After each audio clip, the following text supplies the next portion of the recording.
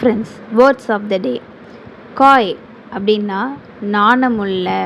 இப்போது யாராச்சும் ஒருத்தவங்க வெக்கப்படுறாங்க அப்படின்னா அதுக்கு நம்ம காய் அப்படின்ற வேர்டை யூஸ் பண்ணலாம். கிராவ் அப்படின்னா ஏங்குறது. இப்போ யாரோ ஒரு சாப்பிட்றதுக்கு பொருளுக்கே வந்து கிராவிங்ஸ் இருக்கும். ஸோ அதுதான் நம்ம இங்கிலீஷில் கிராவ். ஏதோ ஒன்று சாப்பிட்ணுன்னு நினைப்போம். ஸோ அதுக்கு பேர் இங்கிலீஷில் கிராவ். பாஸ்டர் அப்படின்னா மேய்ச்சல் நிலம். இப்போது ஏதோ ஒரு அனிமல்ஸ் வந்து அது சாப்பாடு சாப்பிட்றதுக்காக இருக்கிறது. அந்த நிலத்தோட பேர் பாஸ்டர். ஸ்ட்ரோல் அப்படின்னா உலாவு. போல்டர் அப்படின்னா பாறாங்கல். ஆம்புஷ் அப்படின்னா பதுங்கியிருந்து தாக்குதல்.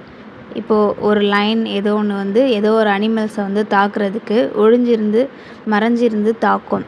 அதை தான் இங்கிலீஷில் ஆம்புஷ் அப்படின்னு சொல்லுவாங்க.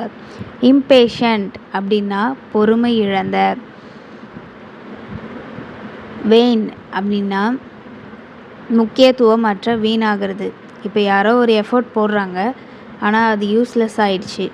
யூஸ்லெஸ் ஆனது தான் நம்ம இங்கிலீஷில் வெயின் அப்படின்னு சொல்லுவோம். டீவூர் அப்படின்னா விரைவாக விழுங்கு. ஒரு சாப்பாட்டை நம்ம வேக வேகமாக சாப்பிட்றோம், அப்போ அதுக்கு இங்கிலீஷில் டீவூர் அப்படின்னு சொல்லுவோம். ரிசைட் அப்படின்னா வசி. So these are the words of the day. Thank you.